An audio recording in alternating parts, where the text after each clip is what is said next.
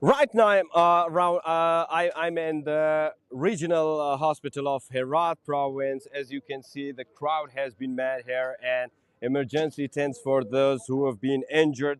I've been there since the last couple of days, and I've been witnessing a lot of injured people here.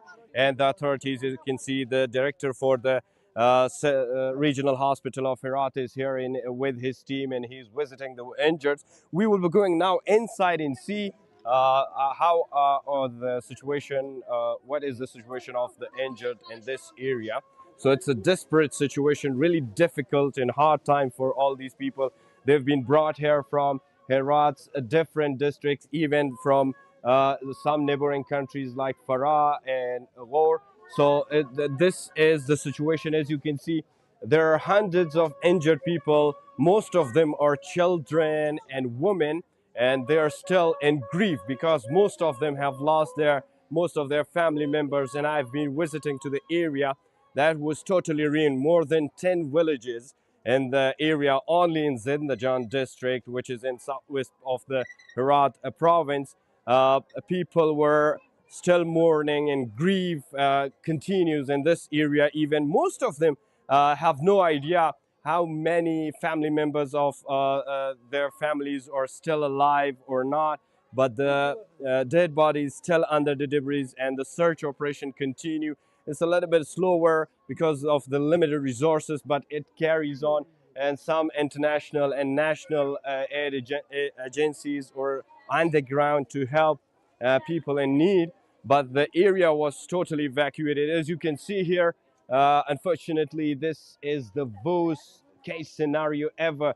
It's been an unprecedented earthquake in Afghanistan since last couple of decades, and people were all shocked when all of a sudden a 6.3 magnitude earthquake struck, and after that, couple of aftershock jolted many other areas. Particularly, the main part was Zindajan district, and most of these wounded people here, as you can see, they are brought from Zindajan and other neighboring districts. But uh, it's a difficult situation. Whether the hospital has been trying their best, and I saw a couple of minutes ago they were still injured, carried out by ambulances, like this old lady, and she's not a very good condition. As you can see, she was got from under the debris, and she was luckily alive, but no one can say anything because her situation is critical.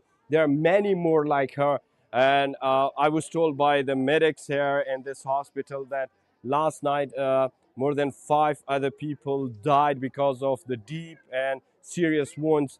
As you can see here, some of the injured in a better health situation, and they're not much critical, but some others still need immediate health care and treatment in this area.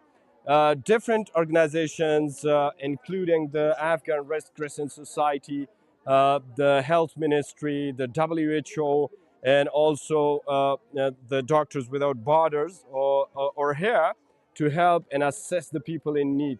The treatment procedure is complicated because nothing is clear up until this moment in the rural areas, because the roads are bumpy and not well constructed. As I was there, it took me more than 2 hours to reach to the area. Even I was driving through a faster car, which can drive through difficult ways. As you can see, this is just one family, and they've lost several of their family members. چند اعضای خانواده از دست دادین؟ بله از بپرسم کن چند عضو خانواده را از دست دادین کاکا؟ خانواده زیاد رفتن یک 20 نفر از یک خانواده برفتن به چند خانواده So this gentleman says that more than 20 of his family members have lost their life, and dozens others are still here admitted to this hospital. This is an emergency tent. It's a very huge, as you can see as we walk through. Finally, it's about more than 50 meters long, and everywhere to light and right and left, there are wounded people and injured in this area, and a desperate situation, heart-wrenching scenarios here.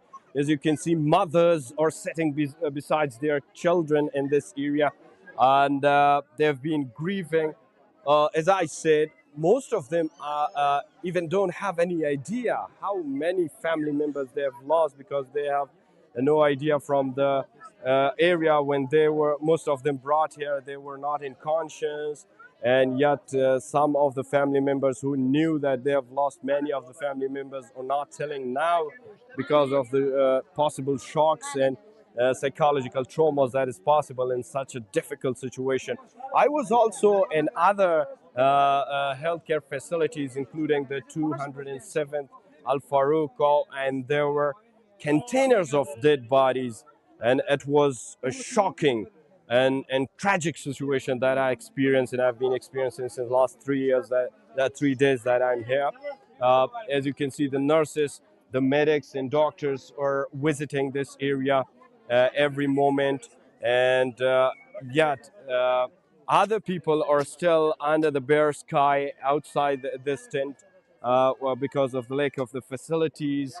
And the doctors say many others were treated, and they are now delivered or transferred to other secure places, because as I saw the villages in Zindajan district, including the Sia Abd village, it was debris, only debris, and nothing was left behind. Even many household and livestock were wasted, and lost many of the possessions out there. So psychologically, it's a difficult situation, but according to the authorities, they will be reaching out to the area. Just yesterday, there was a collective funeral ceremony right in Zindajan area, and more than 300 bodies were buried in the area in a collective, very large grave. So the situation seems to be uncontrollable in many cases, but there were other aid agencies and a lot of trucks loaded with relief aid just arrived to the area this morning. And I was told by the local authorities that they are still in search of the bodies under the debris. It's a huge place. The squatters were limited. I think when I counted, it was 3 to 4 of them, and every one of them was taking about an hour to dig out every house, and they were all together consecutively, and it was difficult to search for the dead bodies. Even some of the family members, they were grieving and crying upon the debris, and they were telling me that they've lost their lot of children and family members. One of them told me that a kid who was just 5 days, an infant, 5 days old, was under the debris, and he was, you know, he was not able to help them, and he was just crying while the rescue operation continued, and the teams in the area, they were searching desperately for the dead bodies, which still continues in the area. So mainly Herat is the worst, and specifically Zindajan district and Siah and some other villages which I visited yesterday and the day before yesterday. The scenes were really tragic and heartbreaking, and some of families were there still there because they were waiting for their loved ones to be grabbed out from the under the debris, and the situation still the same. The international organization need to be escalating and accelerating their efforts according to the local authorities. As you can see, the nurses, the doctors, the medics, and different organizations, the healthcare services have been provided, but these are not enough, and the situation is desperate. I interviewed this lady from the area yesterday. She was under the debris, but luckily she was alive. And this little baby girl is her neighbor. She was also rescued from the area. All the survivors here are in a bad psychological trauma, and the situation seems to be uncontrollable. You can read their eyes, and from their faces you can understand that, because the life that they had already was facing very much difficulties. And all of a sudden, around 11 a.m. on Saturday, a very heavy earthquake of 6.3 magnitude struck. So this was the first stroke, and then the aftershocks were also very strong, like from 5.5 magnitude to 4.3 magnitude, and different. Yesterday I was in Zindajan. I again felt some jolts and aftershocks of the earthquake, and even in Herat province that we have been here, there were at least 4 heavy shocks, and everybody was getting out to the streets and roads.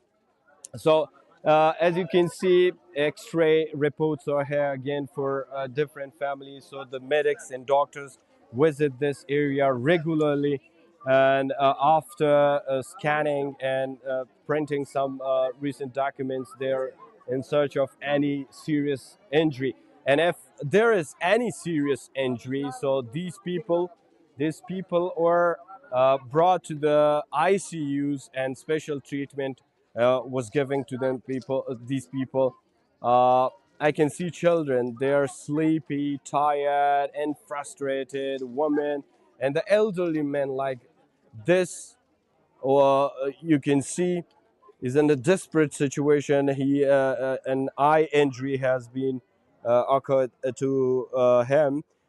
Most of them are elderly people, women, children, and it's to be said that still many others are under the debris in the area. And the aftershocks continues after every 2 hours, 3 hours. So even the people in central Herat city, they still live in fears, and the chaos that you can see on the roads, in the villages, in different areas. You can see. I was told that this lady just got information about the loss of her loved ones, because she was here from the day one, and they are now grieving their family members and loved ones.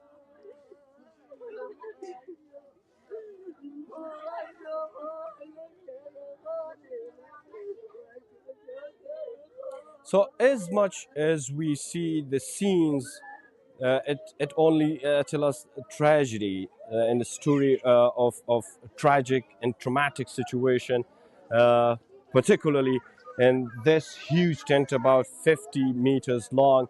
As we walk through heart-wrenching scenes and faces and the injured people, the kids, the women, and all these faces have different stories. But one main scenario, the very frightening earthquake that struck the poorly made traditional shelters and houses in Zindajan mainly, but it's not the only district. And there were recent reports says that around 12 villages have been totally destroyed, and the situation and frustration remain the same in the area.